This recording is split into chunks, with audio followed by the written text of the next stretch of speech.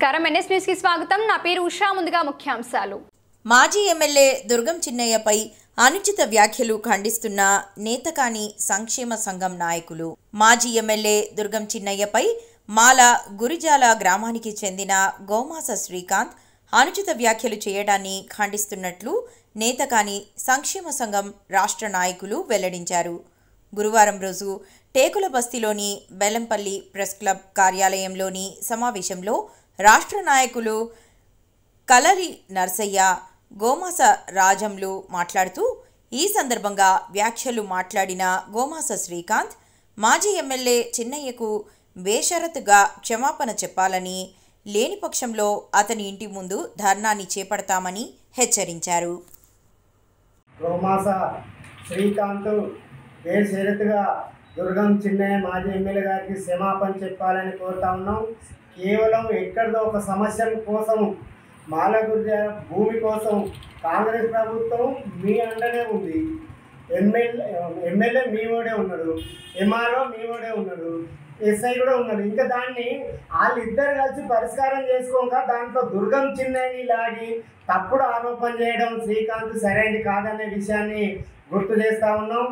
ఎట్టి పరిస్థితుల్లో ఆయన ఎక్కడన్నా భూమి ఆక్రమించుకున్నా కానీ ఏదో మహిళల పట్ల ప్రవర్తన కూడా బాగలేదని చెప్పడం జరిగింది. ఇవన్నీ కనుక రుజువు చేయకపోతే మాల గుర్జాలు వచ్చి ఖచ్చితంగా మీ ఇంటి ముందే ధర్నా చేస్తాం, మాల గుర్జాలే ముక్కు భూమికి రాయిస్తాం. ఇవన్నీ నిజాలు కాకపోతే అనే విషయాన్ని కూడా శ్రీకాంత్ గుర్తు చేస్తూ ఉన్నాం.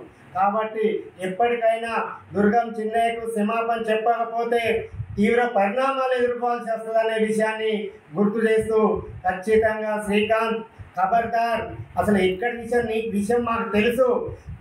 మంచిర్యాలలో అక్కడ ఉద్యోగాలు చేపిస్తానని, ఉద్యోగాలు పెట్టిస్తానని డబ్బులు తీసుకొని అక్కడ విపరీతంగా కొడితే నీ ఒక్క బొక్క కూడా సరిగా లేదు నీ బాడీలో.